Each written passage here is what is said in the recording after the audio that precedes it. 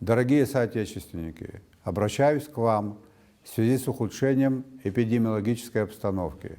Руководство страны осознает всю сложность положения. Мы понимаем, в какой ситуации оказались граждане из-за закрытия государственной границы. Но мы исходим из того, что не может быть у государства выше ценностей, чем жизнь и здоровье граждан. Открыть государственную границу с Российской Федерацией в одностороннем порядке невозможно. Руководство Абхазии на постоянном контакте с российской стороной для выработки наиболее безопасного для жизни и здоровья граждан обоих стран решения. В ближайшее время это решение будет найдено.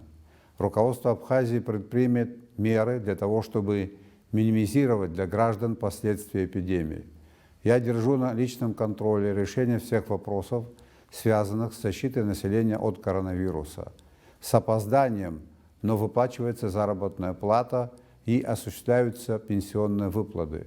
Друзья, в нашей истории бывали более сложные времена, но народ Абхазии проявлял мудрость, выдержку и с достоинством выходил из труднейших ситуаций.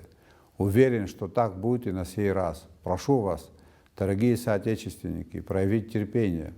Подумаем о здоровье наших старших, наиболее уязвимых в условиях пандемии, поддержим наших врачей, находящихся на передовой в борьбе с этой опасной болезнью.